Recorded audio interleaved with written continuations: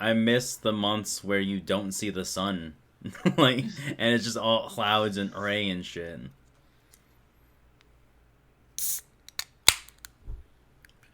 I thought you were eating a bottle of water. I was, and then I saw ginger ale, and I was like, it's kind of like, it's half the ingredients of a mimosa, so... It's also got water in it, probably. Yeah, I think one of the first ingredients is carbonated water.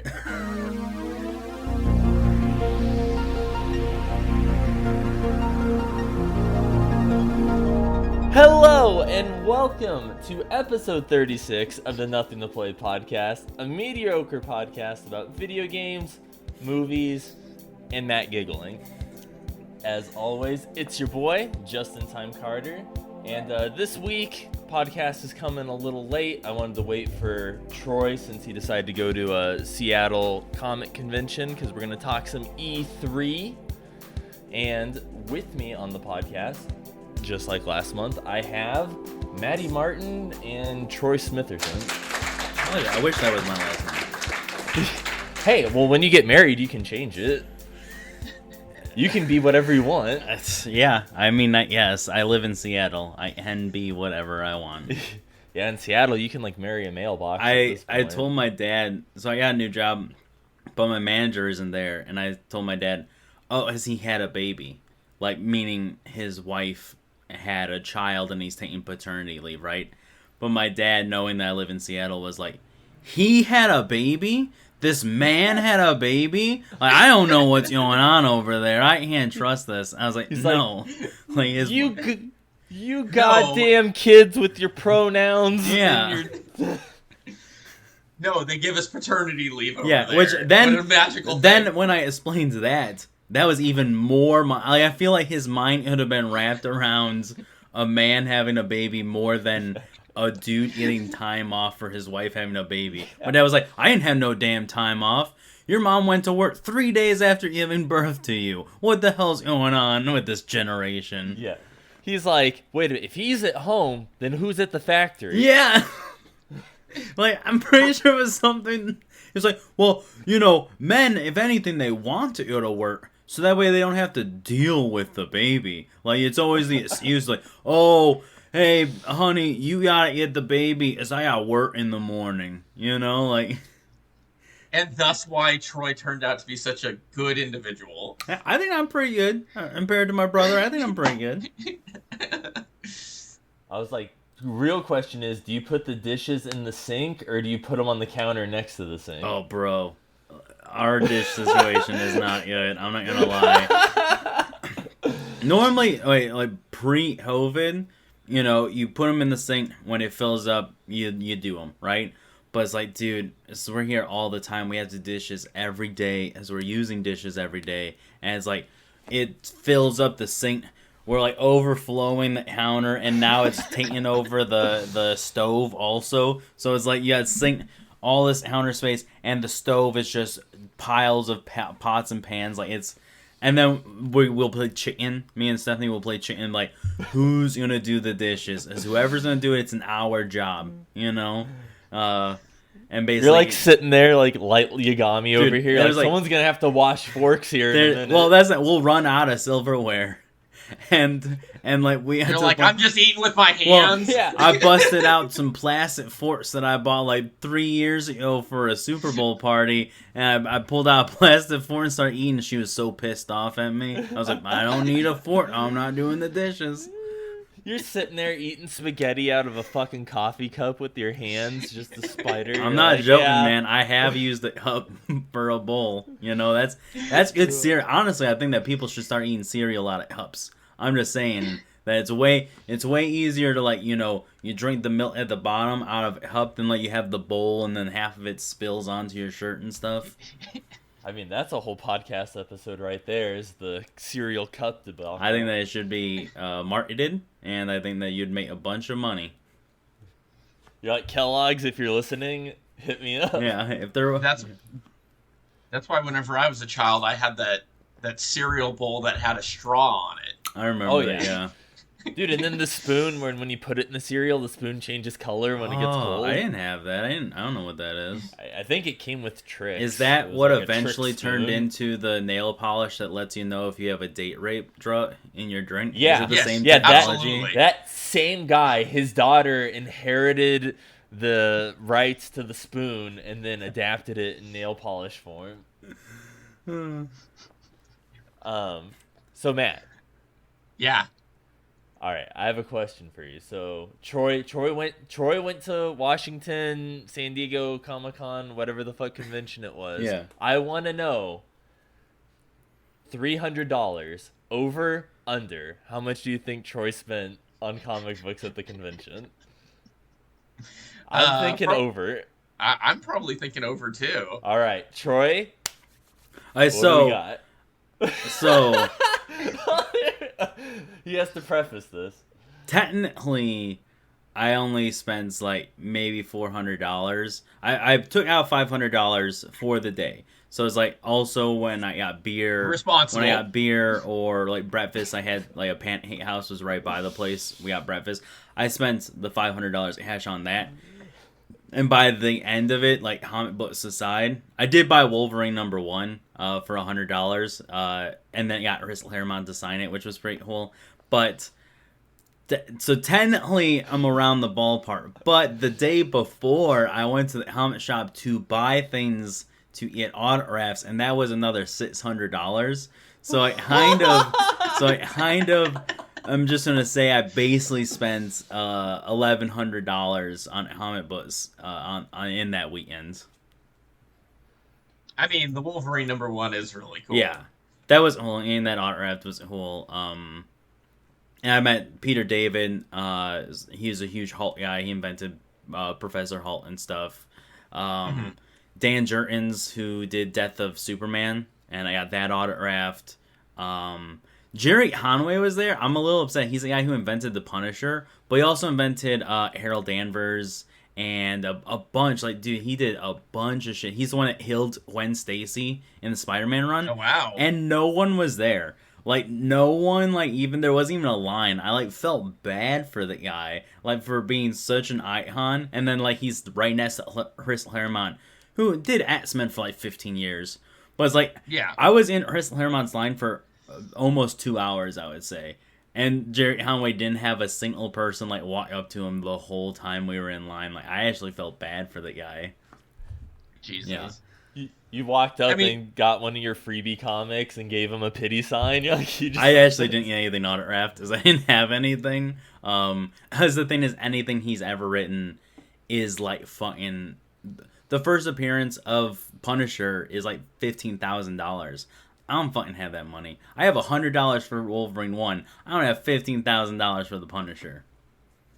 You know that issue #1's sitting on some Blue Lives Matters person's like shelf, Oh, right? yeah, probably. You know, Blue Lives Matter until they're in my way.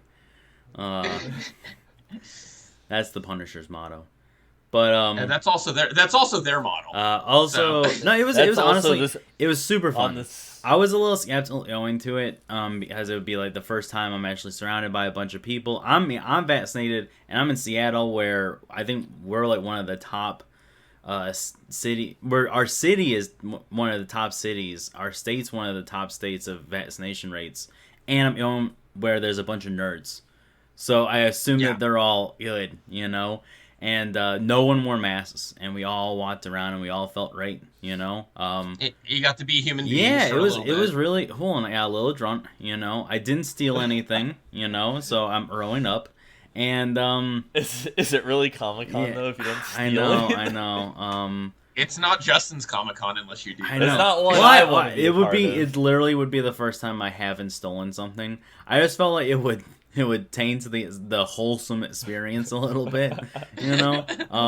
Also, there was a panel for The Mandalorian that I went and I checked out, which was really cool. So all in all, it was like a super fun time. Nice. Yeah. I miss conventions. I miss them so much. Yeah. Also, there was Yeah. a weird amount of military presence there, but I think that was unrelated. Maybe they were huge Punisher fans. That honestly, that actually would make sense. Is there was like I'm not joking, like a ton of military people there and a ton of Tampa Bay fans for some reason. But I think as you get away with wearing a Tom Brady hat more than a Make America Great Again hat, as they have the same meaning pretty well much. But what if you wear a Tom Brady shirt with a Make America Great Again hat? Oh, that's just normal attire, you know. Yeah, and Matt says he misses conventions until like day 2 of talking to people for 8 hours, and then you're gonna be done. Yeah, no, that's how GDC is. But 2 weeks ago, we had our first all-digital E3 event, which more or less went off okay. I don't think there was, like, in terms of technical issues and stuff, in terms of presentations, it was, I'd say hit or miss, but I think it was more miss than hit. But we had Microsoft and Bethesda, and then Daddy Nintendo, and then smaller ones like Gearbox, who literally showed nothing, and Capcom and friends. And then other small ones like Square Enix, who also showed nothing. Yeah. And then we had a bunch of indie ones, which those were good. And then Troy's going to just have to agree with us because I guarantee he didn't watch those. Yeah, I did not watch the indie stuff. Dogs doing things. Well, I took off my one dog's collar because it makes noise. And he's asleep underneath. He actually... It's like... Remember I was telling you how hot it was? He burnt off the paw pads on his paws. So I had to like carry this 80-pound lab up and down the stairs so he can go to the bathroom. So he's chilling. My other dog then found the collar and was like, it's a toy. I'm going to jiggle around while you're fucking recording the podcast 2 feet away. But no, E3 stuff. I only watched Microsoft Digital Devolver or whatever. I checked out highlights for a couple other ones. But no, I didn't. Wait, there actually was a site that went through every single announcement and every single trailer, and when we got to the indie stuff, I didn't fucking recognize a single title, so I didn't click on anything. Whoa. Well, there was a lot of stuff, and I don't know how we even want to run through this, Justin. You're the host. Yeah, I mean, I figured we'd talk about Microsoft and, of course, Nintendo, like the big ones, and then I guess just general stuff that was announced, since like Capcom didn't really announce shit besides like a Street Fighter tournament, and then the fact that Resident Evil 8 DLC was confirmed, which was one of the things on my bingo list. So. And then there was Square that didn't do anything but talk about the Guardians game for like 30 minutes. Dude, I thought for sure we were going to see part 2 of Final Fantasy VII get announced. And when they didn't show that, I was like, man, that's going to be another fucking year. They already announced the like spin-off for the remake. So like that just came out just a little while ago, the stuff with Yuffie. So I don't think they're going to be announcing anything for that in a while. Didn't they announce like 7 Final Fantasy remakes though? Like, wasn't that their entire thing? Was like, here's a 1 through 6 remakes or mobile versions or something like that. Yeah, oh, yeah. The pixel mobile versions. The upscaled pixels where like almost every pixel artist on my Twitter feed has been going nuts about it because it looks fucking god awful. Dude, it was so funny though. As soon as I saw that, I like messaged Brandon and stuff on the video. I was like, "Hey, look, it's Brandon's game." He was like, "What?" And he had to see what was going on. I guess Microsoft. We could talk about that. Well, hold on. The Guardians game. I actually am not excited for that at all. I think I'm the only person I know that thinks it looks like trash. Like, dude, I'm not. I immediately was like, "Why the fuck does Star-Lord look like Jake Paul?" And then someone 2 seconds after I posted that on Twitter responded that I wasn't friends with and was like, "Bro, that's what he looks like in the comics." And I like went through the images and I'm like, In which one? Because none of these does he look like that. No, none of them he looks like that. And as a matter of fact, I don't know any Guardians comic where he has blonde hair. Yeah, Well, never or happens. like the Chad fucking haircut. Yeah, it's like they were trying to make him Hawkeye from Endgame. Like, you remember that wall, you know? Yeah, that's what he had going on. I'm like, dude, what are you on right now? No, I think it's the same as the Marvel game, like the Square Enix Marvel game. That I remember we did a podcast episode where I said I spent $60 on that game, and I was so fucking angry that I wasted my money. I had to beat it out of purely so that I didn't waste any money because I was so upset with how terrible that game was. And it came out like 10 years too late. It came out after Endgame. That was a game that should have come out like with the first Avengers movie. And I feel the same way with this, where it's like, oh, hey, this game would have been cool if it came out fucking 6 years ago when Guardians of the Galaxy came out and it was like all the rage. Like, dude, we're on Guardians 3. Like, the whole cast has drastically changed since the first movie that it seems like this is like being emulated off of. Like, come on. It doesn't take you 6 fucking years to make a game. Like, maybe if you're Last of Us 2, but it shouldn't make you that Or long to game. get to it, you know? Oh yeah, or if it's negative space.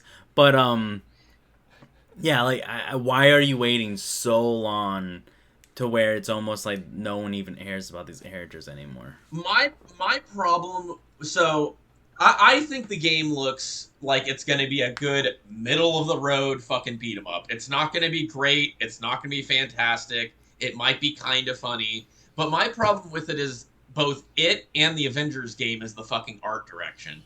Why are you steering so hard into the Marvel movie stuff, but you don't want to be compared to the Marvel movie stuff? Because it's its own thing. It's its own story, but why are you steering so close to, oh yeah, we're trying to emulate Marvel's, the MCU stuff, but we don't want to be the MCU. Yeah, you're basically shadows. Where it's like, well, at least with the Guardians, it seems like Homura, like, Yeah. I don't know why, as I've noticed that in other things too, where it's like, there was this Marvel, like, mobile game that I was playing for a little bit, and it was like, it had the Guardians all almost exactly looking like the MCU, except Homura. They made her helmet accurate, so it's a weird thing. But, yeah, no, I agree with you. It's like, if you're gonna make a movie game, make the fucking movie game. You know, don't you? Yeah, yes, they're trying to do like Arkham Knight, you know, but even that, like, it's not like Arkham Knight was anything like the Batman Beyond or whatever, Batman Begins movie or anything. No, Arkham Knight or just the Arkham games in general is really close to the comic books, but like stylized villains. Like the villains are like, oh yeah, no, this is like a completely different run of the comic book. Yeah. I guess that's all we had to say. Well, no, I was enjoying the banter. I got a fucking... Hey guys, it's your boy, Justin Time Carter, from the Nothing to Play podcast, and I'm here to talk to you about a little ditty called Anchor. That's right. If you haven't heard about Anchor, it's the easiest way to make a podcast. It's free. It has creation tools that allow you to record and, that's right, edit your podcast right from your phone or computer. Mind you, I don't use those tools, but I could. And Anchor will distribute your podcast for you so you can be heard on Spotify, Apple Podcasts, and many other places where podcasts can be heard. You can even make money from your podcast with no minimum listenership, which is good for me because I have like maybe 8 listeners. And there's everything you need to make a podcast in one place. And that one place is the Anchor app or Anchor.fm. And it's free to get started. And you download it. Just give it a download. And when you're done downloading it and you're making your podcast, you can listen to the Nothing to Play podcast, which is a mediocre podcast about video games, movies, and ad reads.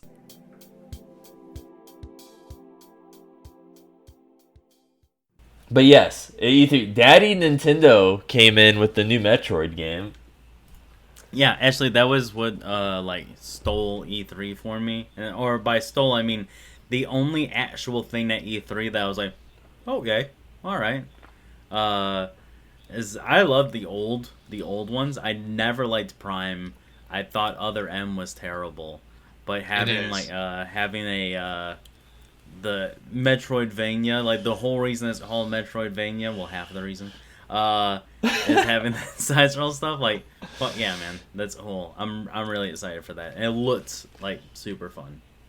Yeah, no. And we got a new WarioWare game. Yeah, I'm excited about that because that'll be something me and Jess can play, and it'll be stupid. Yeah.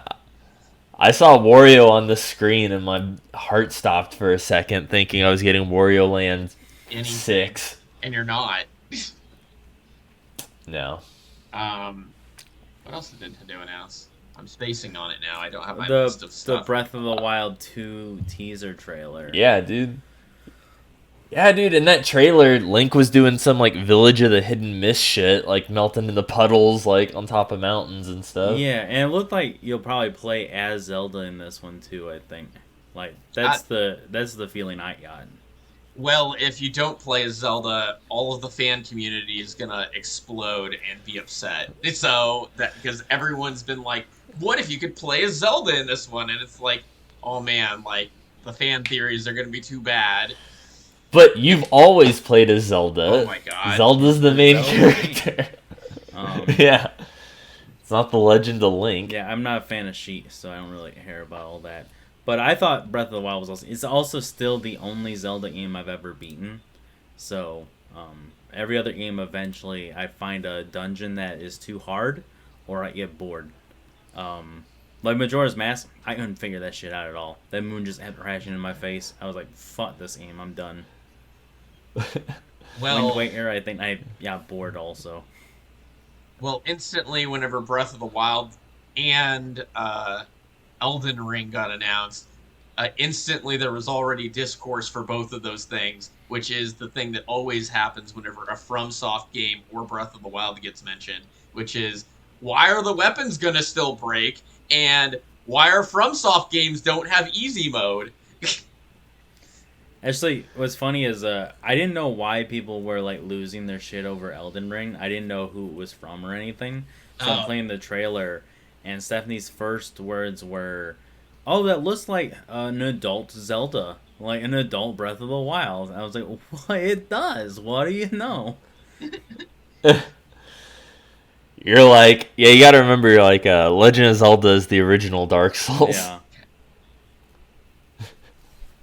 But no, I'm all excited about Elden Ring. I mean, it looks super free roamy, and it does look kind of Breath of the Wild, and it looks like you've got a lot of options, and George R. R. Martin's involved in some sort of way, and he actually did some story stuff.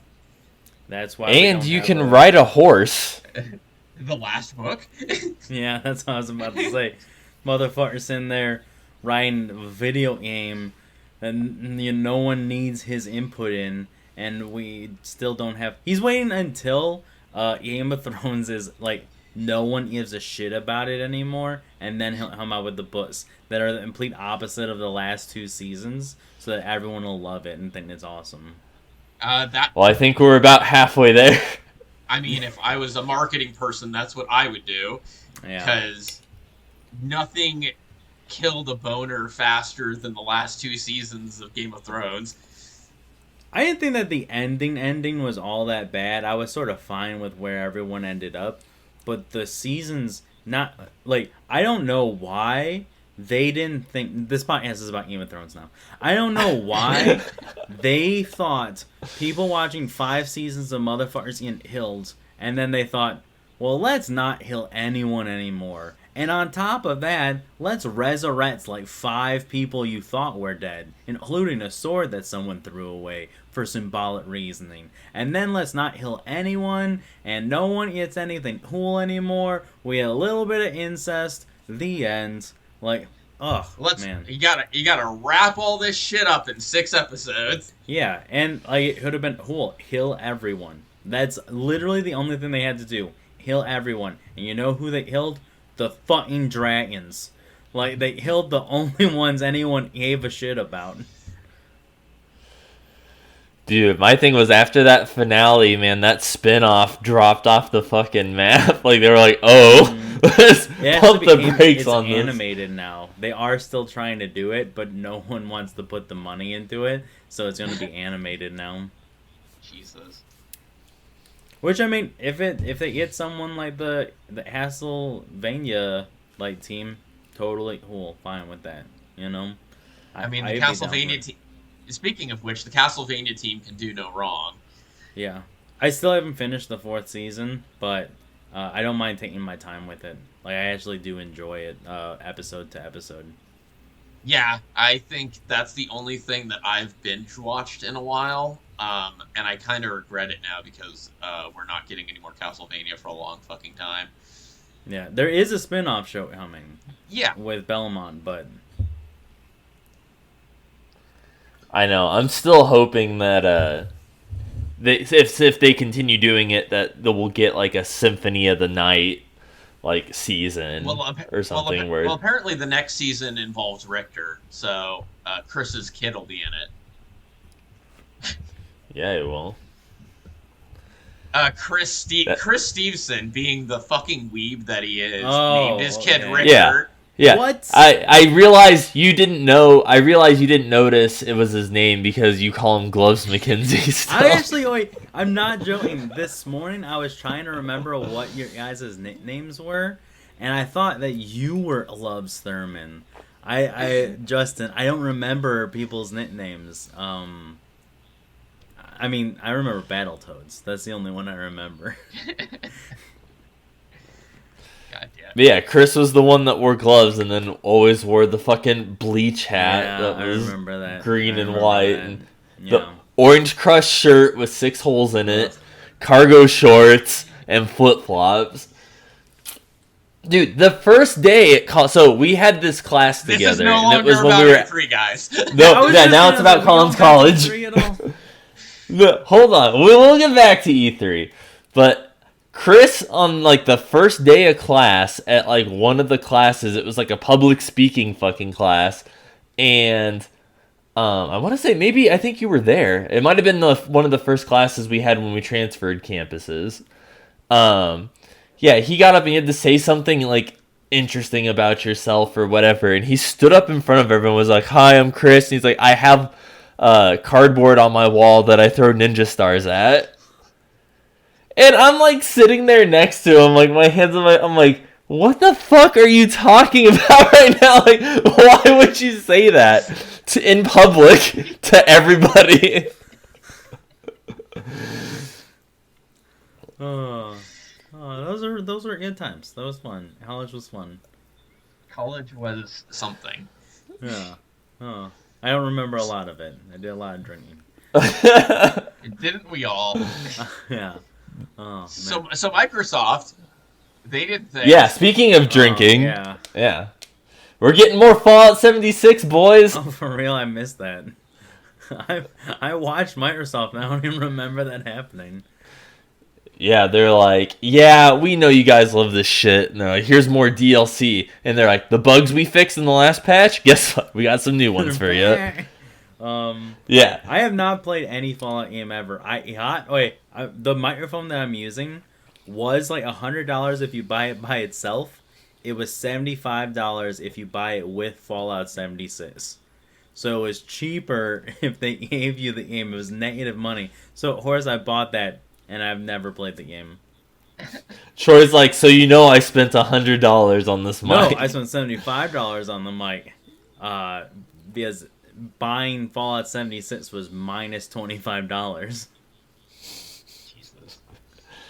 They literally were paying you to play it, and you still wouldn't do it. Yeah, pretty much, yeah. I mean, Psychonauts 2 is there, which I'm excited for. Yeah, that's really cool. Yeah. Unfortunately, Psychonauts 2 should have been there 7 years ago. Yeah. That's about whenever I kickstarted it. It's going to be a solid PS3 game. It's going to be a solid PS3 game. Yeah, it's like when they hyped up fucking Shenmue 3 at the one E3 and then just stealthily released it on the Epic Store with no fanfare because it pissed everybody off. Jesus. Well, yeah, I still don't understand the discourse between people on the PC and fucking the Epic Game Store. I still don't get why people are upset about it. They're like, not my game library. Yeah, it's just people, like, it's the same as people who are like, well, I have Hulu and Disney Plus, and this thing's only coming out on Peacock.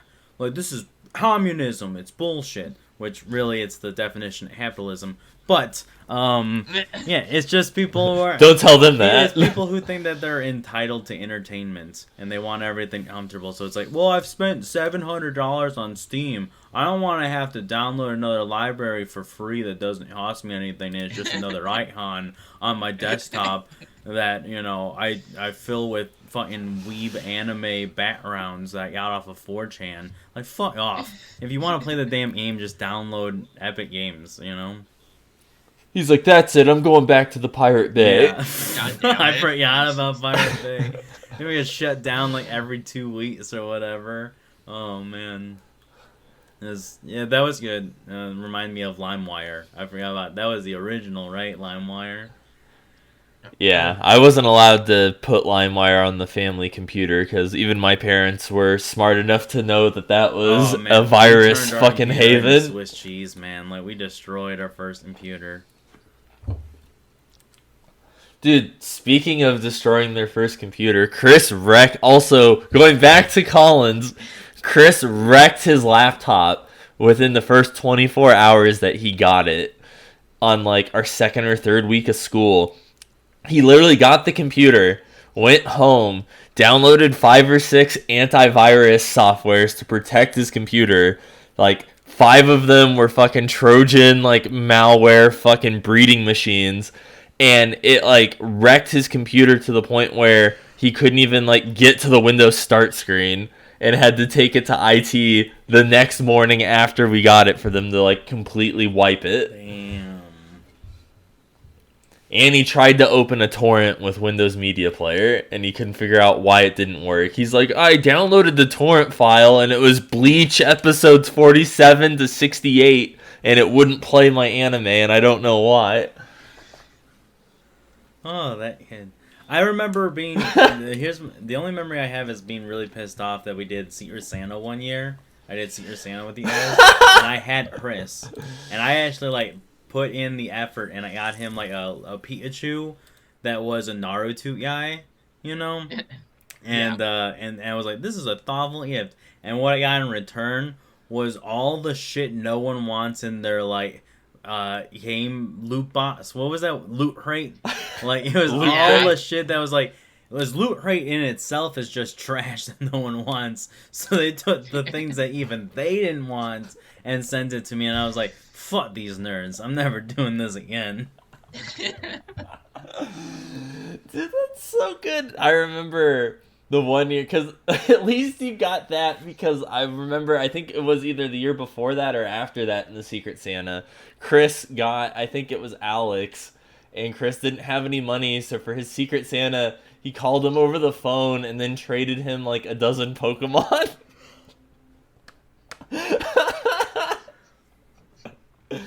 And then Alex, like, posted a paragraph about it on Facebook about, like, how that was, like, the best gift of all. And I was like, dude, I'd be pissed. Yeah. Like, oh, man.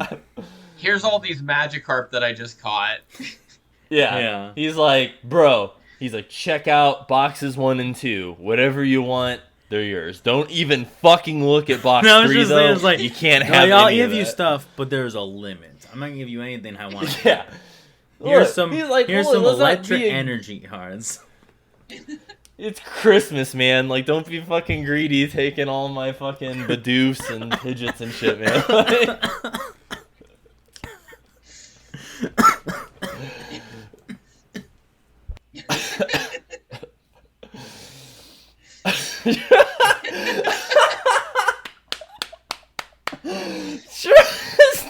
Oh my god. Like, my whole body feels like there's needles through it right now. I was dying there for a second. Troy had to mute the mic, and his like fucking glasses like exploded off his face. Like, oh man, like you know how like your body just feels warmer all of a sudden, and you start sweating. Like, oh man, yeah, that was funny. Sometimes, Justin, you can be a funny guy. Oh, thank you.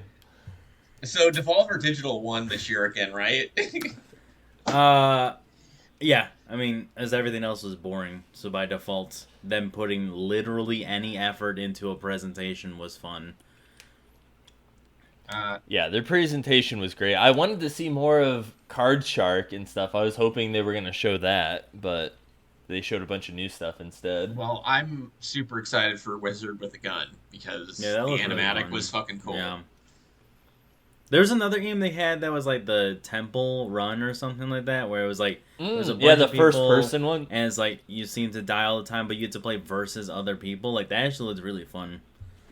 Yeah, it's like Legends of the Hidden Temple in first person like battle royale, and every dungeon's randomized, so you never get to run the same one again. Yeah, it looked really cool. I like that. I've seen a ton of streamers playing it recently, and it's pretty awesome. I don't think I'm ever gonna play it, but no, I'll buy it on the Epic Game Store and then not play it. That's what I'll do. I mean, well, that'd be the smart thing to do is get a deal with Epic and either give it away for free on Epic or get it as like a PlayStation Plus game or Xbox Game Pass game or something, so you can get like what Fall Guys did to get like the max number of players. Which I will say, also one of the things that I love the most about E3 was that Hades is coming to the PS4, PS5. That game that's, 2 years old that I've already bought twice. And I'm, like, legitimately debating buying it again. I mean, it's worth it. It's that good of a game. It was. Yeah, it was the best game of 2020. And, like, I know a lot of games didn't come out then, you know, but it was, like, hands down the best game of the entire pandemic. Yeah, you can get it for the PS5 and turn on ray tracing. Oh, which I did. Now that I have a 4K TV and I have the PS5, I turn on ray tracing for all my games, and it actually does make a difference. I'm not joking. It really does. I played Ghost on PS4 and PS5, and I was like, "Holy fuck! This is like such a unnecessary upgrade in graphics." Like it was weird. Like it was actually like, fucking with my timing and stuff, as it was so smooth. Oh man, yeah. I'll believe you because you're one of the 6 people in the U.S. who has a PS5 and a 4K TV. Yeah. Well, they have 8K TVs, so you know I still have real problems. Dude, you can play 2 4K games at the same time then, picture in picture. Yeah. I don't know. Well, here's the best part, actually. I'm not joking. I bought a Sony TV specifically because I wanted the PS5, right? And Sony TVs with the PS5, I just have to turn on my PlayStation controller, and it turns on my TV and changes the channel to my PS5 because the TV recognizes that the PS5 is on, and it takes priority over anything else that I have on. It's awesome. It doesn't do that for the Xbox. It only does it for the PS5. So weirdly enough, I have a Samsung TV, and it does the same thing, but for my Switch. But it doesn't do it for any of the other consoles. Whoa. Yeah, it's really strange. I thought I was special. Fuck you, man. All right. No, blame Sony. Blame Poppy Sony. Yeah. Damn. They didn't even show up to E3. Give them third place.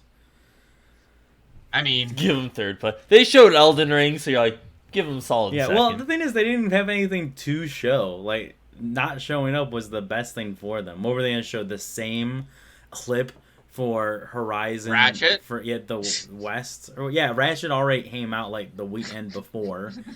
God of War got pushed back, like, a fucking year. They're remaking Last of Us again for, like, the 4th time.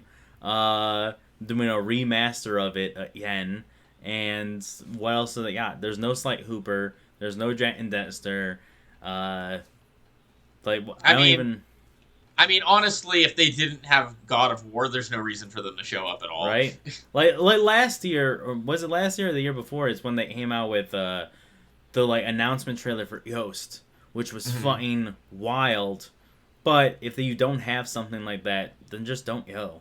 You know? Yeah. And even that alone, even if they like would have announced that today, it still wouldn't have had the impacts that it had because it also was like with Last of Us 2 and like 2 other awesome games or whatever. Like, sure, it's just like, it's like the smaller companies. I mean, not that Sony's small at all, but like the other companies that are like, yeah, we have no announcements, like Capcom. Why did you even have a press conference? Why? yeah. I was really upset with Warner Brothers, actually. As they have stuff. You literally could just show me any trailer for, like, Gotham Knights or Suicide Squad, or give me a third Shadow of Mordor game. You know, like, they had the possibility, they have the IPs and the games we know they're working on to have stolen E3, and instead they show Bat for Blood for fucking 45 minutes straight. Like, are you kidding me? Like, what a way. Why even put your name on that? Like, ugh, fucking trash. They're like, well, we were going to show you more of the new Harry Potter game. Right? But then, Yeah, I J.K. forgot that Rowling... too. J.K. Rowling went on Twitter and was a transphobe, so now we have to pull that. Yeah, I don't know what's up with her. The thing too is, like, I don't even know what she said or anything. But at this point, it's like, why are you even fucking on Twitter, you idiot? Like, you just stop. You have millions of dollars you're throwing away as you have an opinion. Fuck off. I would remove my ton if it meant I made $700 million a year every year for fucking 30 years or however many years she's been making money. But I really want that Harry Potter game. That would be cool. Yeah, now this podcast is about Harry Potter. Yeah. I mean, I don't have enough to say about Harry Potter to make a whole podcast, so...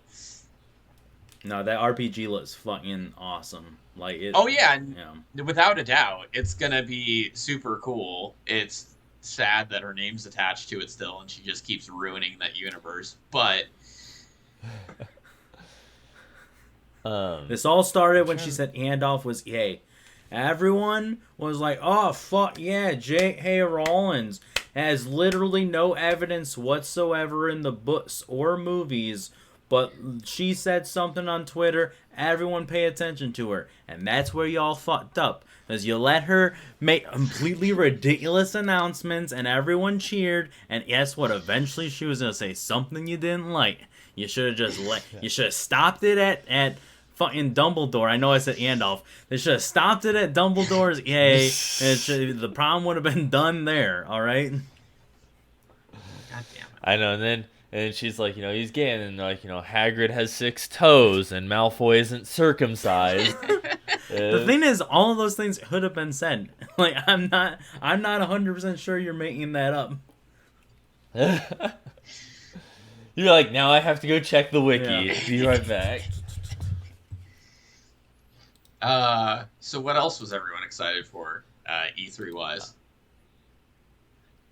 They had the Outside. Oh, sorry, yo. No. You go ahead. Thank you, gentlemen. They did have the Battlefield 2042 trailer, which I think either of you guys care about those games, but it looked awesome. It looked really cool because they had a cinematic trailer like the week before, and I was kind of like, all right, that's cool. There's a tornado. That's a cinematic trailer though.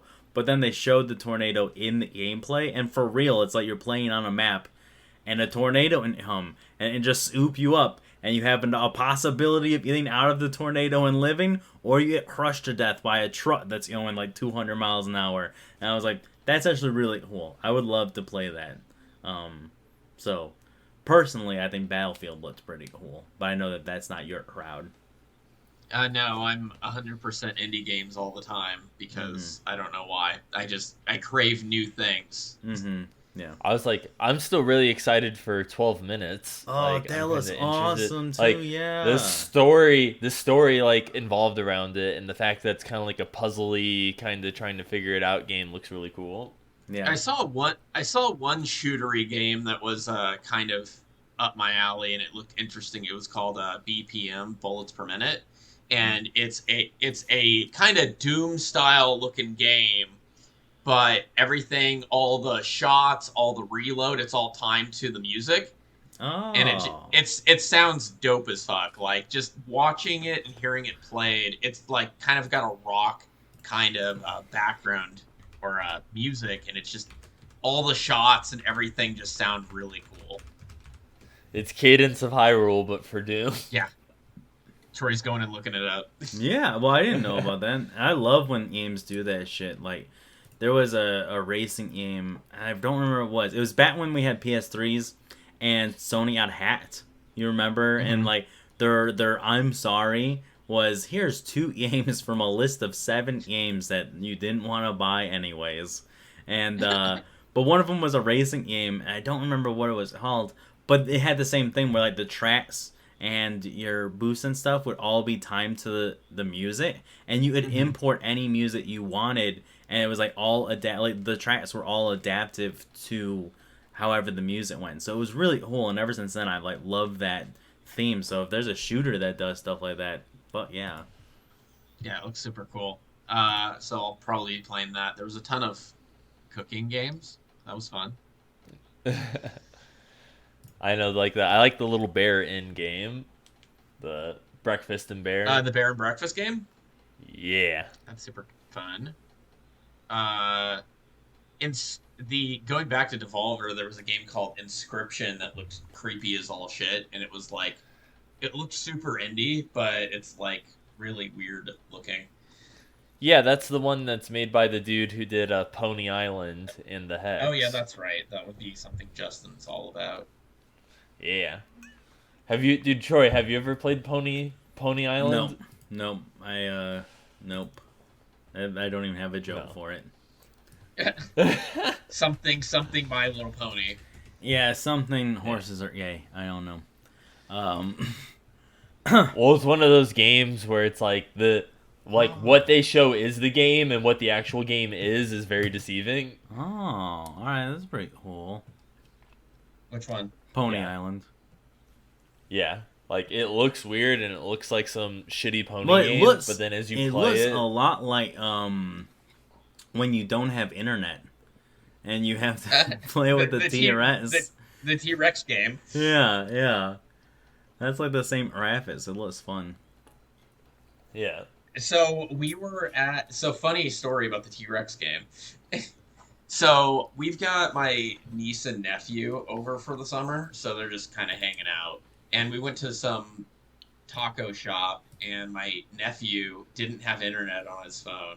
So he went to Chrome, and he's like, hey, you guys, have you seen this T-Rex game? I'm like, dude, like, I don't think you're aware of how old this thing is. Yeah.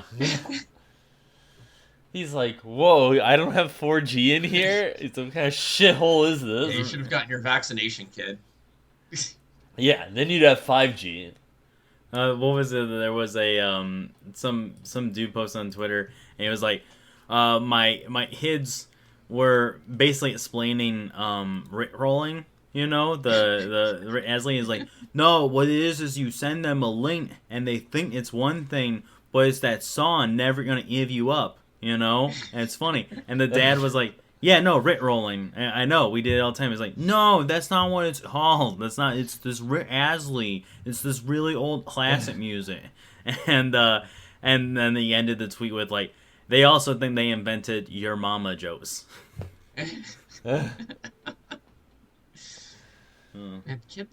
Man, they have all the internet and none of the knowledge. Yep, I'm so pumped to see where this generation goes. Did either of you, sorry, not to steal your segue, did either of you watch the Bo Burnham special on Netflix, Inside? I haven't, but I hear it's very existential. Yeah, well, it's actually a lot of it is about like the internet and how bad the internet is and stuff, but it's like done in a very funny and fucking terrifying way. Yeah. So I won't say anything else. You both should watch it though. Like I watched it 3 times. Like it for real. I wouldn't even call it a comedy special. It's really like a one-man show about how fucking we all devolved because of the pandemic. You know, it's really good. It's really, really good. I'll have to give it a watch whenever I next have some next time we do a podcast episode in 3 months. You know, I want both of you to have thoughts about it, because then that would be the classic, Justin Harder podcast timeline episode is taught about something that's been on for 3 months that no one else is talking about anymore. God damn it. Yeah, I mean that's basically what Square Enix is doing with Guardians of the Galaxy. So. Yeah, so back to E3 that happened a month ago.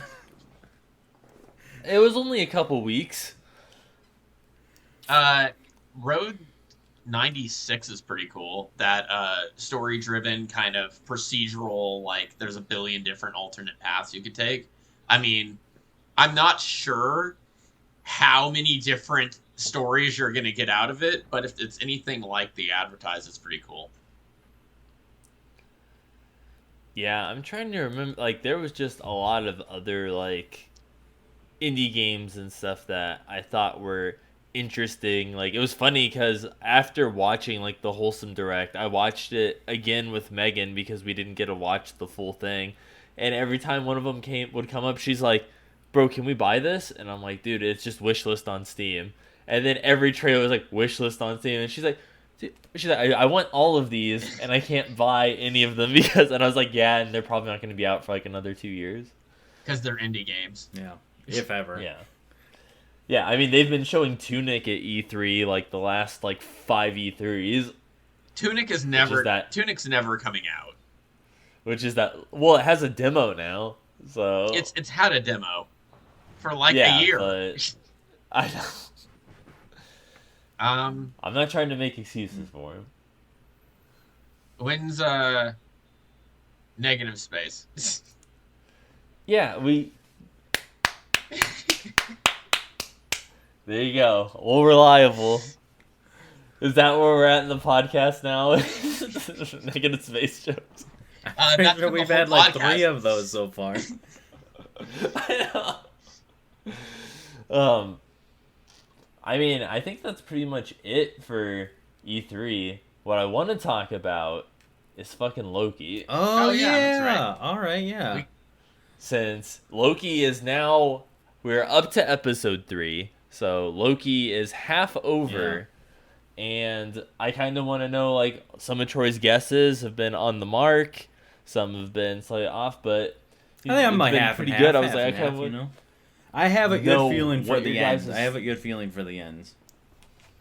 Yeah, this last episode was a little slower, but than the previous 2. So I'm kind of hoping, next episode, like the last 10 minutes of this episode, shit kind of went down, but then the rest was kind of just a lot of, I guess, like world building or something. If that. So the first episode was really cool. I personally don't hear that much about Loki. I think Tom Hiddleston hills it, but I think we've seen Loki's story arc maybe twice now. So it's like, all right, cool, whatever. But the universe and the story and the TVA and the sacred timeline and variance is a really awesome concept, right? So it was a little disappointing. Like the first 2 episodes was really heavy on that and really cool. And the third episode, like you said, was like world building, but also not really, because they didn't tell us anything. Yeah. It was just like Loki's like, hey, tell me a little bit about yourself, evil Loki. And she's like, I'm not evil Loki. I was like, all right, okay. Well, tell me a little bit about yourself. And she's like, okay, well, I'm going to answer every question you have with a question, and then we're just going to know more about Loki, which we already know, and then he's going to get drunk, and then the episode's just going to end. And she's the Enchantress. Obviously. They made it a point to say, oh, do you just enchant people? Well, an enchantment isn't that easy. Like, blah, blah, blah. And it's like, this motherfucker, like, I was a little annoyed, actually, as Loki is literally, like, conjuring fucking fireworks out of his hands, and is like, oh, I can create duplicates of myself, I can do all this cool ass magic shit, but she can take over someone's mind. Oh my god, like, that's so hard. She's so much better because she can do this one trick that Loki can't do, but he can do several other things that are cooler. I don't know, I was a little annoyed by that. Well, it's like funny because in this we've seen him do a ton of shit that we never saw him do, and then like he's like telekinetic power, like fucking fighting people and shit. I'm like, dude, he can actually fight. Yeah. Where we only ever really see him get his ass kicked like half the time in the show.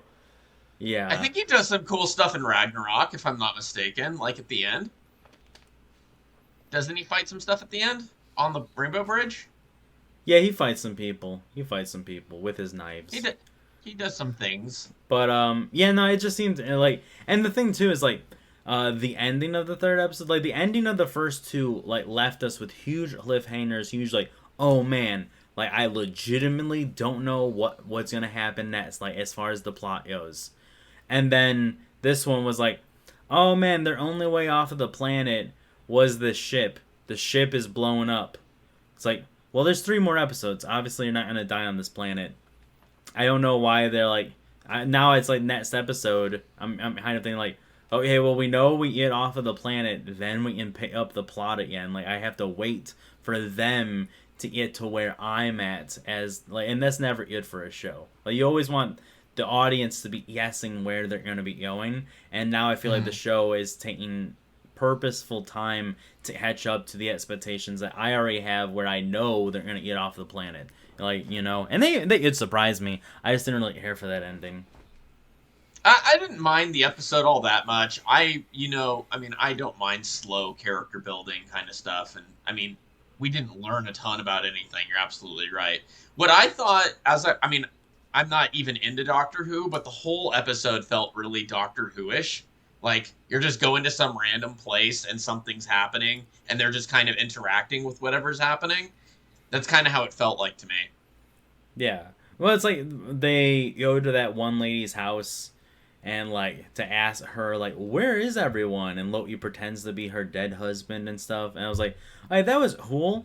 But then it means nothing, as we know that lady's going to die anyways. And you could have just, like, have walked to this... Like, they could have just walked to the train station and been like, oh, there's all those people.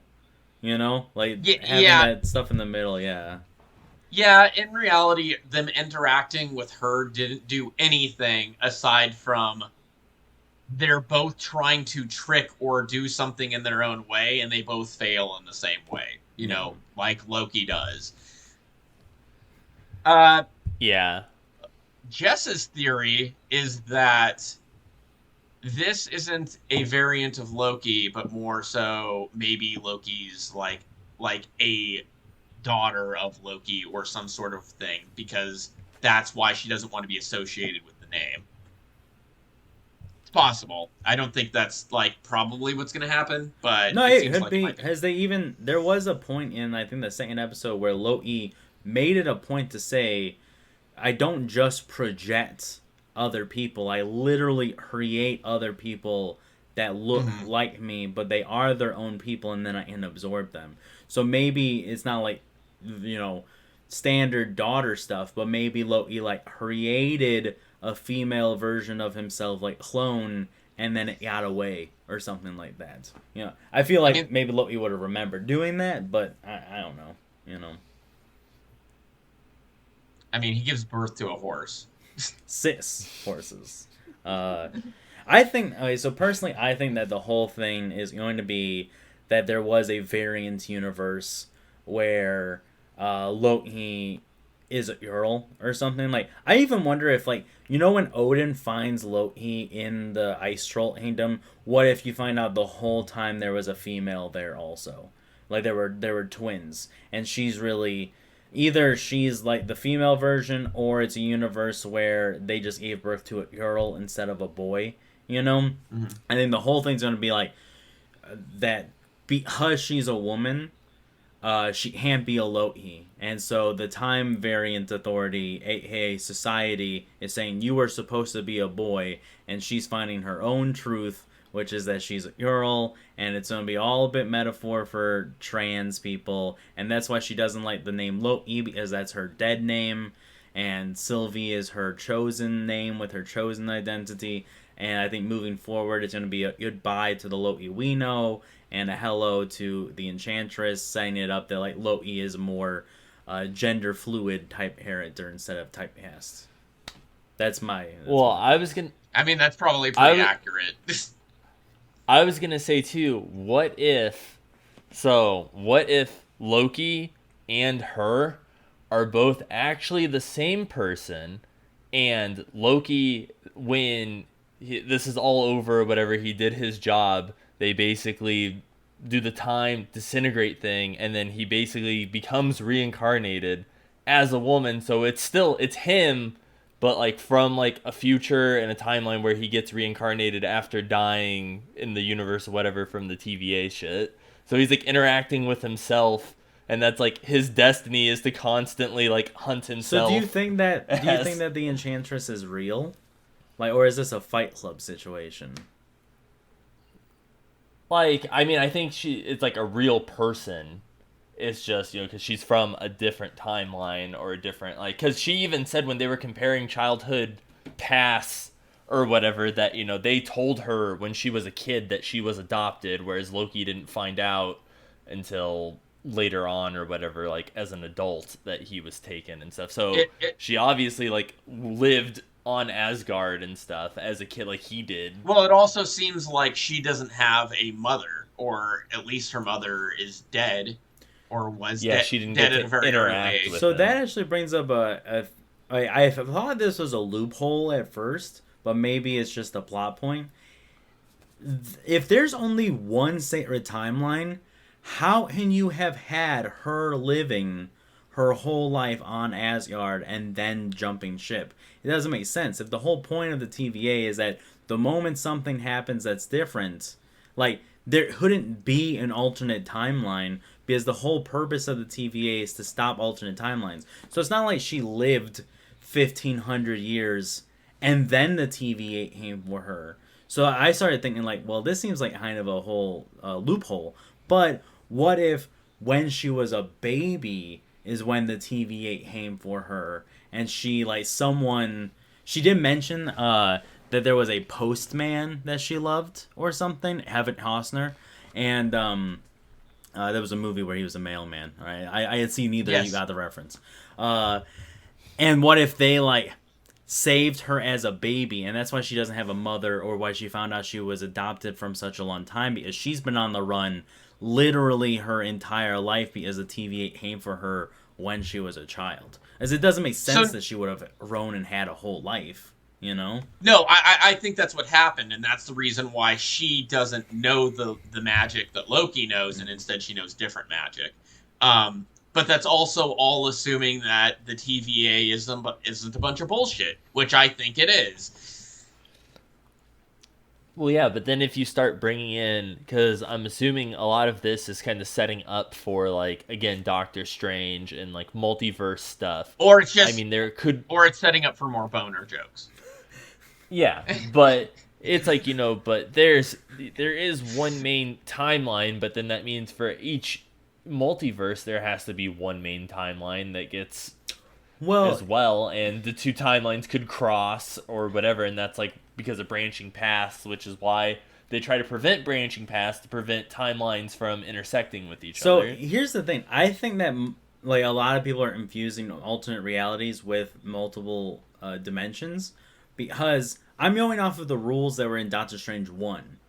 When he has that acid trip with the Ancient One, he goes through, like, multiple universes, and it's like the one with all the hands that's creepy. There's the one that Dormammu's in, and it's like, so I think that, like, yeah, string theory is probably correct, where there are other dimensions that are going along the same timeline that they are, but I don't think that another dimension is, like, a dimension that has Captain America in it, but it's Peggy Carter instead. And I think that maybe that's why they've stopped the What If TV show, because it directly contradicts with this Loki sacred timeline thing we have.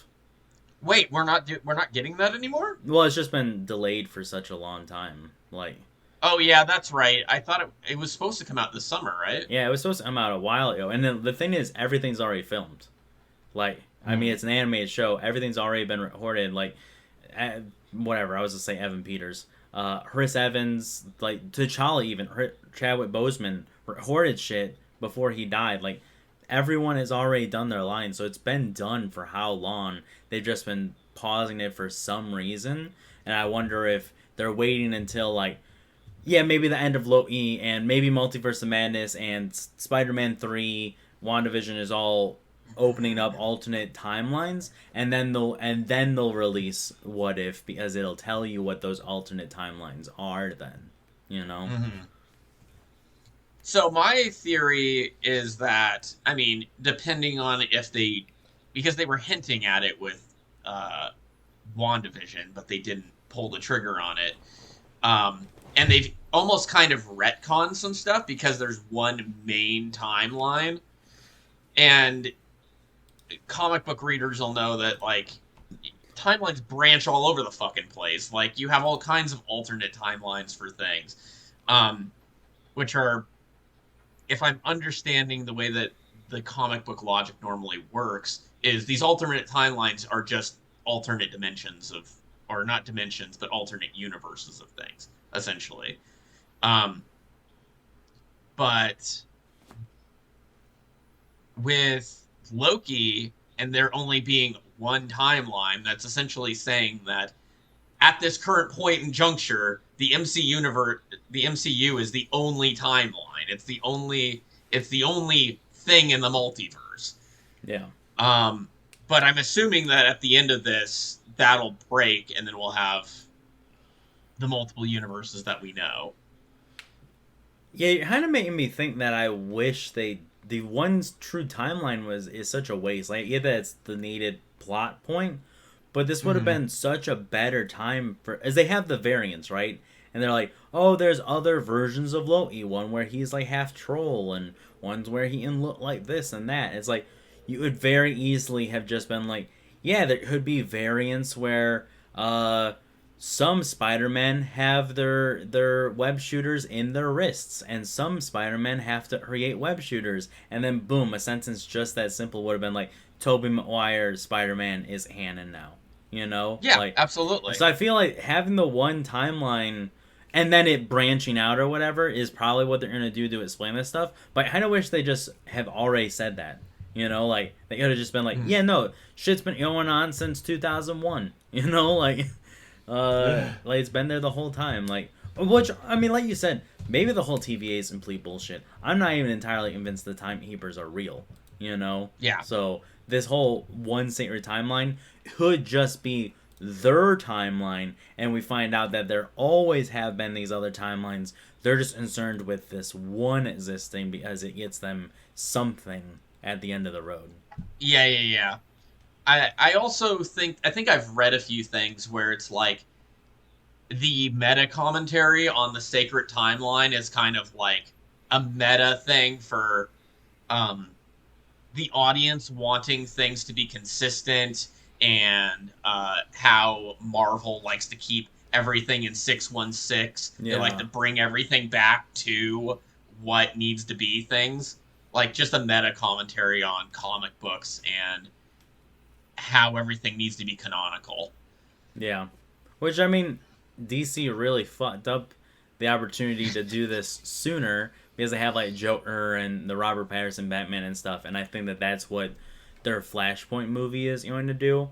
But again, they're waiting until Marvel does it first and better, and then they'll come out with something that's not as good, you know?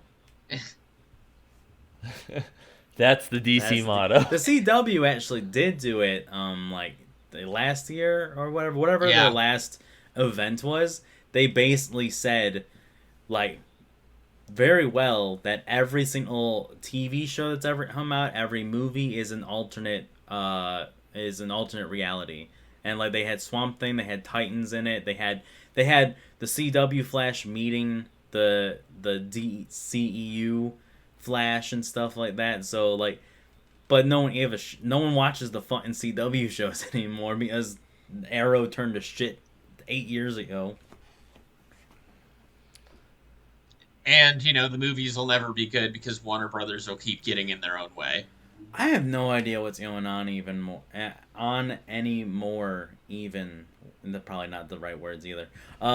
Now that Discovery and Warner Brothers have merged, like, what does that even mean for all of this shit? Like, AT&T drove Warner Brothers and DC into the ground. AT&T forced DC to fire like 78% of their staff, like the Hobbit writers, and now they're merged with Discovery. Does that mean they're hiring people back? Are they forced to just pick up the pieces? What does that mean for the movies? You know, like, Yeah. I feel like no one fucking has any idea what the DC's doing. James Gunn made a fucking Suicide Squad movie, and he doesn't even understand where his movie takes place in their fucking timeline. Who gives a shit as long as it's just good James Gunn Suicide Squad? Yeah. I don't know, man. Like, I don't get how they could have such good characters, such good stories, and they just constantly, all the time, get in their own way. Yeah. Like, Yeah. and meanwhile, the animated movies will continue to be good. I actually haven't watched any of the animated movies lately. I've like one day noticed it came out with like 7 since the last time I watched one, and I was like, bro, I don't got the time for this. Dude, is Ben Affleck even still Batman? Like, No one knows. No one knows. Like, he's just like, we'll figure it out later. No one knows. Ben Affleck says he still wants to do it, and Ben Affleck says he wants actually no, Ben Affleck is going to be in the Flashpoint movie, but no one knows if that's like he'll be in it for 5 minutes and it'll be his goodbye, you know? Yeah. And I mean I don't know what the fuck they're doing with Michael Keaton being Batman now, you know, and Supergirl. Like, that was talked about a while ago, where they wanted to replace Henry Cavill's Superman with Supergirl as like the main Kryptonian, and it seems like they might be doing that, where it's like, oh, he'll go to another reality where there's Supergirl instead of Superman, and then when he comes back, New 52 happens, and they can rewrite any rules they want, you know? Well, I'll tell you what needs to happen is in Flashpoint, Ben Affleck needs to say his goodbyes to Jared Leto, and then Jared Leto's like, we live in a society, and then he kisses him on the mouth, and Batman goes, I know, and then disappears. You keep writing those fanfics, Justin. Erotic fanfiction. Oh, yeah. I thought that was the weirdest part of the Justice League. And neither of you guys saw the 4-hour Justice League, right? We still have not. Yeah, No. at the very, very end, like, the Joker and Batman have a conversation, and it's sort of like, oh, I won't heal you if you don't heal me. And Jared Leto's like, well, I won't give you a reach around unless you hiss me on the mouth. And, like, Batman's just like, read. What the fuck is that? I'm not even joking. Like, that's, like, what they say. So it's very weird. It's very, very weird. Wait, well, let me ask you, how many, because they separated it into acts, Yeah. right? Like, how many There's acts 6 is of it? them. 6? All right, Matt. What we need to do is find 4 other people that haven't watched it, and then each of us will only watch one act, and then we'll tell the others what happened in the act to piece together the whole Here's the movie. Oh man, that No. sounds like Here's the thing. The first, like, 2.5 hours are acts 1 through 4, and, like, they kind of are the story you've already seen if you watch the old one, like, but with a bunch of extra scenes. And then the last hour and a half, the last 2 acts are just, like, fucking awesome shit. Like, the build-up, so, like, I don't think you can do that. Like, I get the joke, but I really don't think that you get that, because it's like, it'd be like edging yourself for 4 hours and then having someone else tell you what humming's like. You know? Like, Dude, some people pay for that. fucking hell. yeah. On the other end of the spectrum, I hope Marvel knows what the fuck they're doing for this phase. I believe in them. Like, I don't think that Kevin Feige's... I remember listening to a director's commentary, I think, for, like, Infinity War, and the Russo brothers were like, dude, Kevin Feige has the next 25 years of Marvel planned. Like, this dude knows what he's doing. So, I honestly, at this point, just trust anything that they'll put out. Like, I don't think that there's any... Like, even Shang-Chi, there was that new Shang-Chi trailer. I'm not excited for it, but I'll see it, and I trust that it'll probably be good, and it'll probably end up, like, mattering in the universe or whatever, you know? Yeah, I'm worried for like, because I'm not super excited for Black Widow, and I'm not super excited for Shang-Chi. I mean, I'm still gonna watch them. They're probably gonna be middle of the road Marvel movies, which means they're still good movies. They're just not great. Mm-hmm. Um, and then what do we have after that? We have Spider-Man? No. Eternals is this Oh, year Eternals. also. Yeah, Which I and then Spider-Man's into the Yeah. which year. I also will think is probably going to be a middle of the road movie. I actually have more. Eternals. I have more faith for Eternals. Is two things. One, I've been reading a lot of Eternals comics, and they're all like really good. Actually, I really like the Eternals, even the Jack Kirby stuff. Like I really like them. So the source material's there, and then on top of that, the chick that's directing the movie, she just won the Oscar for Nomadland, which I understand is not a big budget action movie, but like maybe that's what we need. Like I'm more excited for the Eternals because it could be not Iron Man light, which Ant Man Yeah. and all, even Shang-Chi is like, oh, Shang-Chi's good at what he does. The bad guy's better. Like, oh, he has to figure it out. He has to use friends to save the day. Like, that just looks Iron Man light to me. Whereas Eternals has the possibility of being something more. So it could completely suck. But I feel like out of all the movies that are coming out this year, it's the least likely to be middle of the road formulaic Marvel bullshit, Well, yeah, and I can agree with that. I think Eternals is going to be a different movie. That's the reason why whenever I watched the trailer, I wasn't like expecting it to be, oh yeah, it's jam packed with action and look at all these Marvel references. I mean, because I expect it to be different and weird. So it's probably, now that you're saying that, it's either going to be great or it's going to be mediocre as fuck. Yeah, yeah. It'll be boring, And then Spider-Man's going to be good. I don't even need to see anything about it. Yeah, and I mean, I still haven't. I don't think they've released a single thing other than the actor who played Doc Ock could be completely bullshitting, and like he apparently like did an interview where he told the interviewer every single part of his plot and the entire plot of the movie, and I'm sitting there thinking like, is he bullshitting with us? Is this just a really good prank? Because every single piece of marketing so far for this movie has been a prank. So You're right. You're right. like, It has been because even like the announcement for like the name of the fucking movie yeah, was like, yeah. So I have no fucking clue. I mean, I'll see it. I'll see it for sure.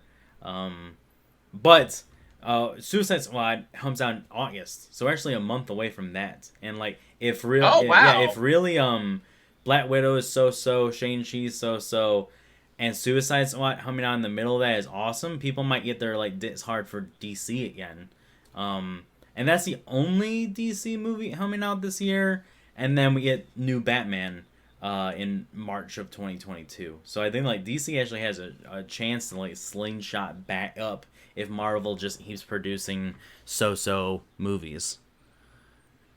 Isn't Suicide Squad gonna be on HBO? Yeah, it Max? is. I'm gonna watch that shit on HBO Max for free. Because why not? because I'm paying for it. Yeah, I'm paying. Yeah, I'm paying for it, and it's awesome. Like honestly, Mortal Kombat, Godzilla versus King Kong.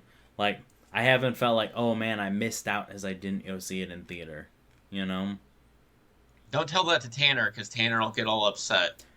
No, I understand his perspective. Like I actually think I'm gonna go see Black Widow in theaters. Oh wow. Yeah. Well, yeah, I guess that makes sense. Yeah, I mean, I think that the thing is, I don't think that it's going to be a great movie. So at the very least, like, maybe it'll be a fun experience going back to the theaters for it or something. And, I'm a feminist, so yeah, I support your female actors and directors.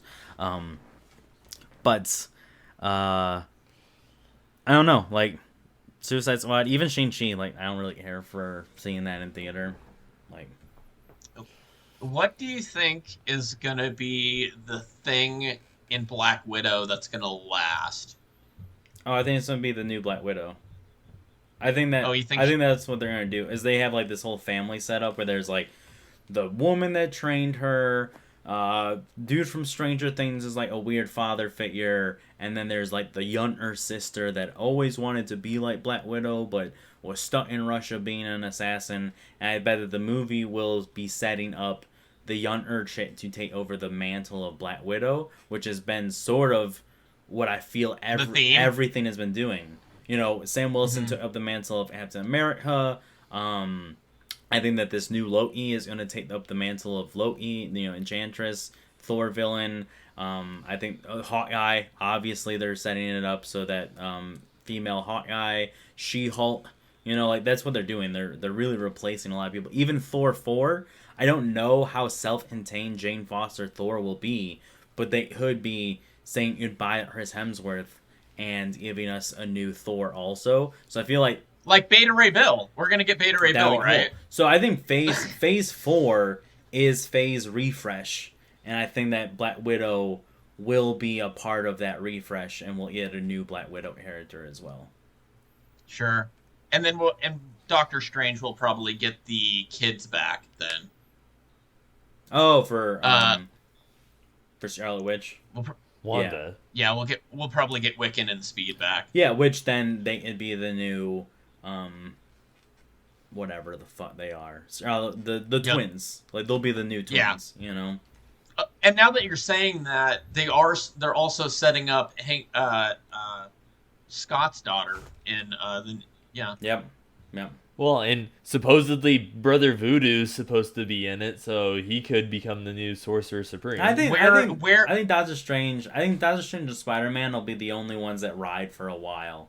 And unfortunately, we know that we're gonna get a new Black Panther also. You know, maybe it wasn't. You know, obviously it wasn't planned, but I'm pretty sure Shuri's gonna be the new Black Panther. There were some people on the internet who were like, "Bring back Michael B. Jordan." And I'm like, "Do not do that." Honestly, I think that's what they're gonna do.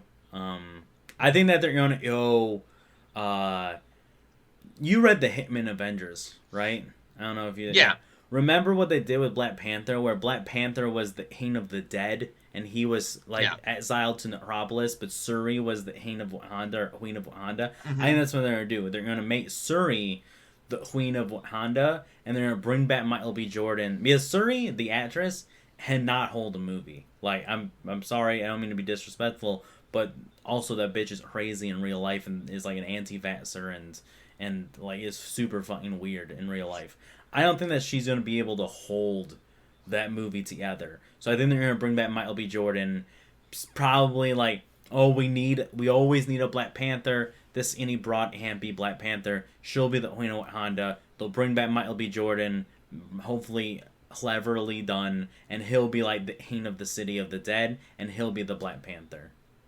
I just don't know how they can reconcile his like motivation with being the new Black Panther. It's like he was the Black Panther in the first movie for a little bit. Yeah, and his motivations were bad. So super easy. I mean, super easy. You can just say he spent how many dead years in a land full of every single king that's ever ruled Wakanda. He learned his lesson. Sure, comic book shit. Yeah, no, that's fine. You're right. Same thing with Abomination looking comic accurate in Shang-Chi. Someone was giving me shit, was like, well, like, he doesn't even look the same. I was like, we haven't seen him in 11 years. He mutated. Whatever. Humble logic. Fuck off. Like, It's super easy. Or Doctor Strange Multiverse of Madness, Black Panther died in their fight instead of him. Yeah. I hope they don't lean on that too much, because... The multiverse? Yeah, because I think that everyone thinks it'll be dumb when Flashpoint does it, you know? As they're gonna be like, oh, well, you know, this Robert Pattinson's been Batman the whole time in this universe, let's bring him in. Oh, Supergirl's been the Kryptonian the whole time, let's bring him in. And it's very lazy, you know? Mm-hmm. And I feel like Marvel's a little bit more clever than that. At least I hope so. I hope that they don't rely too heavily on, oh, well, we're just gonna take all these alternate realities that you've never seen and reshape our universe however we want. Yeah, I'm still curious as to how... I mean, Fantastic Four is easy. That's a real easy thing to do. You just be like, they've been fucking time jumping or jumping universes for years. Yeah, been in the negative zone Good, this whole time. Done, fucking done. It's easy. The X-Men is super fucking hard, though. Like, how do you set up a Charles Xavier and Magneto in this universe? So I have two questions. Sorry if we have turned this into homicide atrocity, by the way, Justin. But Justin hasn't read a comic book in years. yeah. So I personally don't think that they're gonna make Magneto Jewish. I don't think it can work anymore. Like, I just really don't think that it can work. I see Justin's face was still like that.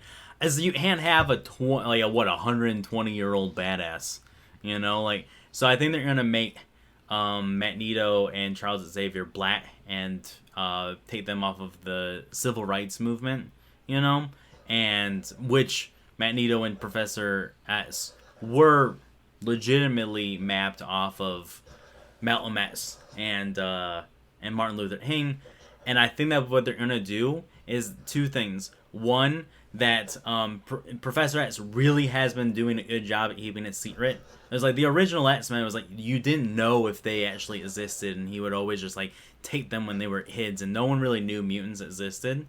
And then two, I think that they're gonna have like Avengers 4 or Avengers 5, Magneto be the main bad guy, and that's how the world knows about mutants, and they've been there the whole time, but they've just been doing a good job of keeping it secret. You know, that's what I think.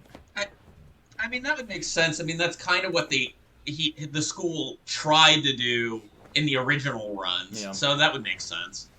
I mean, that's a long fucking time, but, you know. True. Or I feel like something with Wanda will be a reverse House of M, where she'll have awakened the mutant powers in everyone the same way the Scepter awakened her mutant powers in her.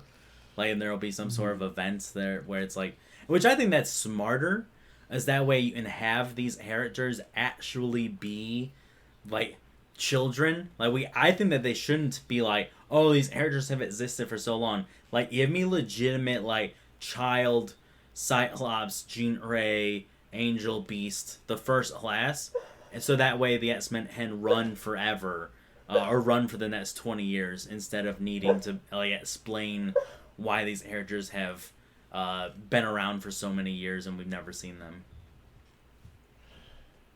Yeah, I was like, my thing is they could also, like, at the end of Multiverse of Madness or something with Wanda's kids, like, some S.H.I.E.L.D. agent could be like, hey, I know about this school that exists, like, in like that where they can go and they'll be safe and they can, like, with their powers and shit and be there. Yeah, as they are mutants, as they were born with powers, you know, so yeah.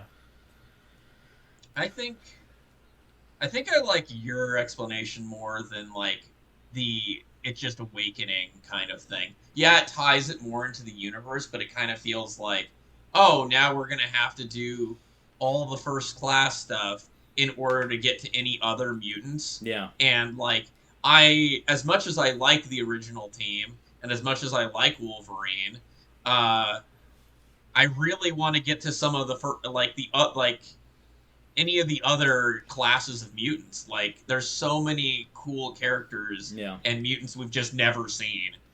Yeah, I don't know how they're going to do it. Well, honestly, I think the best thing for them to do is start it off on Disney Plus with a TV show, anthology, and have every episode be like the origin story of a bunch of different mutants. And that way you don't have to stick to different teams. You could throw in some new mutants. You could throw in fucking anyone you want, you know, and it doesn't have to be restricted to any team or timeline or anything. You literally could make it anyone, anything, you know? It'd be awesome. Because then what you could do is you could just briefly introduce them in the movie and then have an anthology show where it's like, here's what they've been doing over the years. Yeah, I would love it, personally. Well, and, you know, I know that they were trying to move, like, transition Deadpool and stuff into the Marvel Universe, and Deadpool has the X-Men First Class associated with his, like, timeline universe stuff, so I was like, wouldn't they have to, like, bring them over? I don't know. It's technically the first... Well, so technically, the Colossus in Deadpool isn't the Colossus that was in the other X-Men movies, I guess, but... I have no fucking clue. I have no idea what they're doing with Deadpool 3. I don't know. They'll figure it out. Yeah. They're fucking smart. I believe in Harvey Dent. I just hope that Loki ends better than the last two series have. Yeah. Yeah. I was actually talking with a buddy of mine. Theoretically, you don't have to watch WandaVision or watch Falcon Winter Soldier at all. Like, as the next time that you introduce, like, Vision was dead in Endgame. Wanda was off doing her own thing. Next time you see Wanda, you would very easily make the connection that, well, Vision died at the end of WandaVision. She's doing her own thing. Nothing that happened in that actually matters at all. And the same thing with Falcon Winter Soldier. The last time you saw him in the movies, Steve gave him the shield. So seeing him as Captain America in the next movie is just a natural jump. You really didn't need to see the show at all. So I'm afraid that we're just going to get the same thing with Loki, where, like, the last time we saw Loki, he was dead. The Enchantress is a new character. In Thor 4, it'll just show the Enchantress, and Loki's been dead the whole time, and there really is no purpose to even watch the show. You know, and I'm after he sort of explained that to me, I was like, fuck. Yeah, these shows are kind of pointless, you know? I think so devil's advocate here, literally, Mephisto. But Wanda's kids. Yeah, but they don't don't happen. They don't exist right now. You know, theoretically.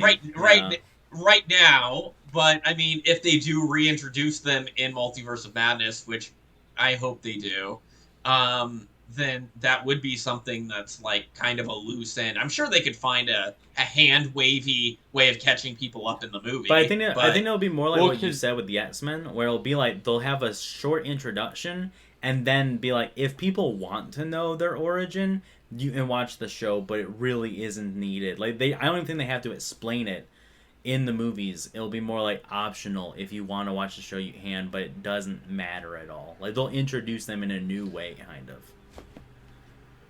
Well, yeah, for like Multiverse of Madness, because it's like Doctor Strange, like would be like who are these kids? And then Wanda's like, these are my kids, and he's like, they're not real. And then Wanda's like, what is real? And then just. Well, we also know that Nightmare is in Doctor Strange 2, so it could be that she literally manifests them out of her dreams. Yeah, very easy. I could beat Kevin Feige. This shit's easy. You're like, look. I had nothing. Oh, I was just like, look at me, I'm Kevin Feige. Yeah, well, you have the hat. You're worse. Oh yeah. But in other comic book news, the last thing I want to say is actually I was reading Planet Size X-Men. I don't know if you guys have heard anything about it. And I've seen the cover. Kevin Feige is in Planet Size X-Men, and they have him ask Scott Summer what his story is. So I wonder if they're literally making like the introduction of the X-Men in the MCU in an X-Men comic book. That would be funny. That's if that weird. was like canon or something. Yeah.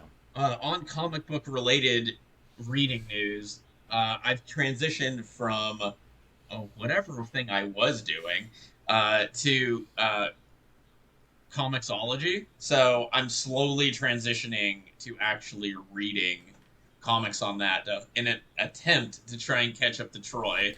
Dude, $1,100. All right, and I'm already done with most of it. If I'm being honest, Jesus, I have like, and the thing is, okay, so apparently the polyurethane or whatever, there's a shortage, and so you can't buy bats and boards anymore. Like it's just like you could put in an order and they won't come to you until September is like what they're saying. Like even my comic book, like the shop that I go to, they don't have any, and like we have no idea when we'll get more back. So like they can't even back and board their shit, you know. So it's really bad. Actually, I have like tons of comics that are just sitting in bats, like in like tons of them in the bat that I have, and it's really annoying the fuck out of me because I love like batting and boarding my stuff and keeping all nice and neat in the boxes. I'm like, if one of these fucking things crease or if the spine bends, I'm gonna lose my fucking mind. Huh. You got your like signed Wolverine. Oh, that comic one and I you're got. shoving That three one more I issues got in there with that it. board, and I have a special hazer on it. That's not the most expensive helmet that I think I own, but getting it signed by Chris Claremont, I think like that might be one of the best ones that I have. So I want to protect that guy at least. Good stuff. Yeah. I think that's all we got. I was like, I played some Mario Golf Superstar last night and did speed golf with the 3 other dudes from the other podcast that I do, and that was a lot of fun. It does sound like fun because I don't like Mario Golf, but the speed golf does seem like fun. Oh yeah, Luigi's such a cocksucker in that game. I swear, like one, because his whole thing is ice, and so his little dash is he's like Elsa, fucking ice skating like super quick, and he'll like kick you. And his special is when he launches the ball, when it lands, it like explodes and creates ice wherever. So fucking people do that shit on the green all the time, which makes putting fucking impossible, and your ball's just slipping around everywhere. Your balls And I'm like, just dude, this slip- guy's I was just about to yeah. say. Luigi's like, catch him slipping.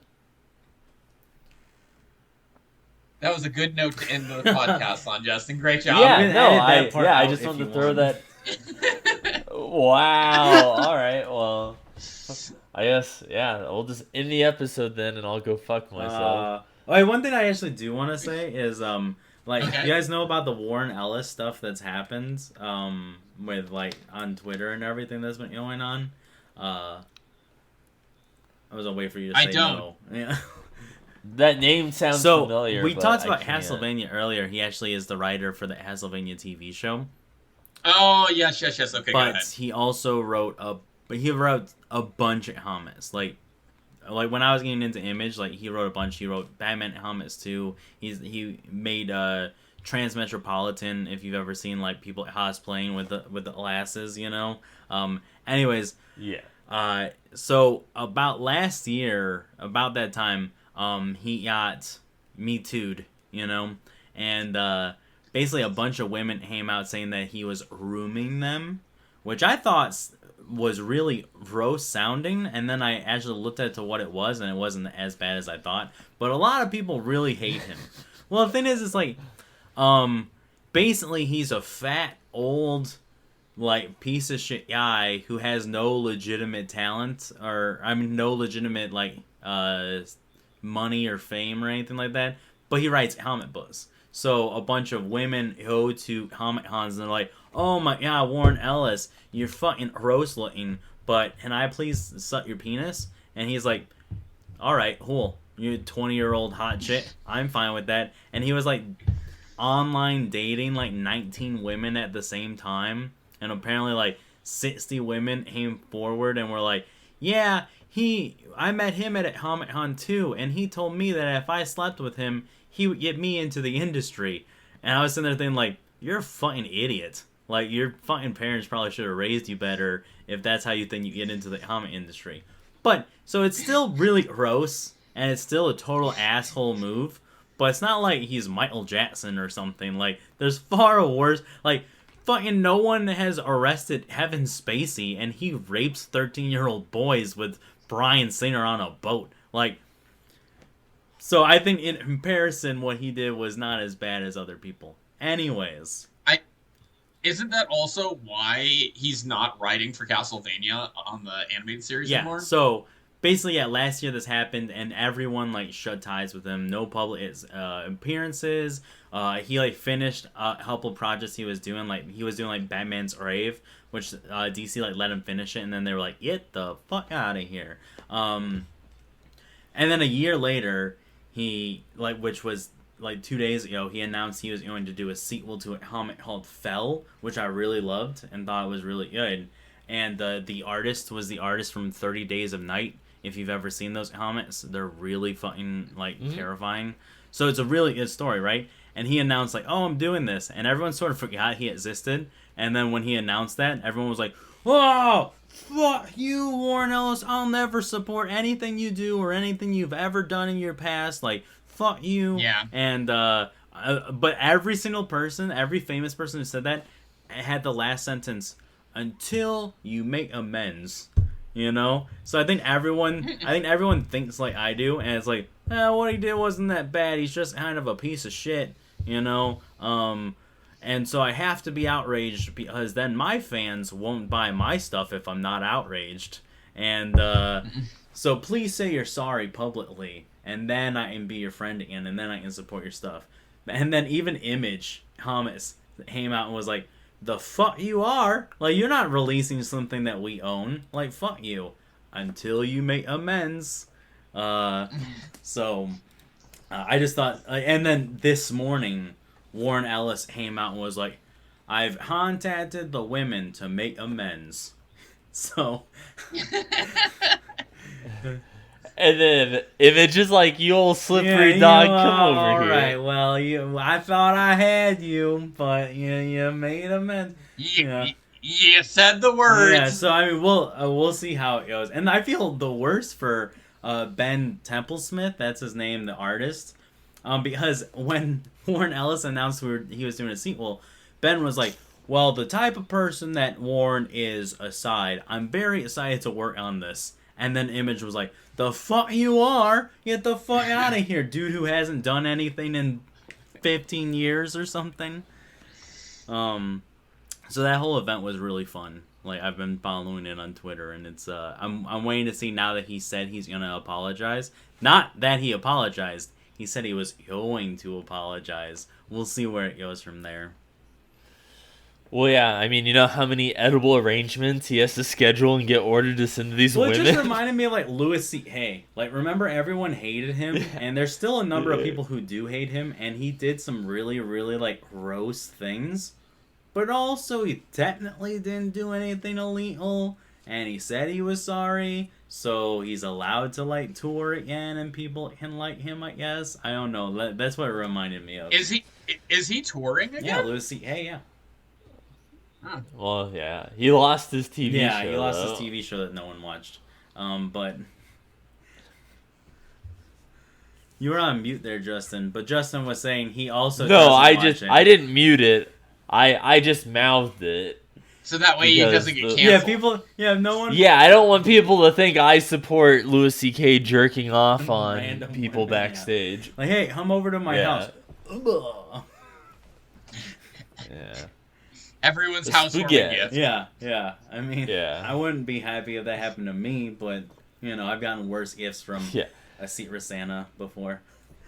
Yeah. You come over to old Louis C.K.'s, you leave with a nice pearl necklace. Getting jerked off, you heard it here first, getting jerked off on by Louis C.K. is better than getting Lootcrate stuff that nobody wants. Yeah. As at least it makes me famous. Here's ideas for this year. You got ideas for this year, Chris? Oh, that's good. He's gonna fly to Seattle, and you're gonna be sitting there eating soup for dinner, and you hear, and then you're like, I wonder who that could be at this hour. And you open it, and Chris is like sitting there, like hand on the door frame, like, and then just better than some random Pokemon cards. Yeah. God damn it. Oh man. Yeah, I think that's a wrap. I think that I don't think we can do better than a joke about Chris jerking off at my house on Christmas. I mean, I don't think we could do worse either. It's that weird paradox where you can't do better or worse. It's just that's all you can do. But, you know, I appreciate you guys coming on. I always love having my boy Troy and Maddie Martin on the podcast. Likewise. Oh yeah, no, it's super fun, man. It's super fun. I love doing these with you guys. Oh, and I know we plug things, right? I don't know. Is the podcast really end? Are we ending it on the cum joke? Is that what we're doing? All right.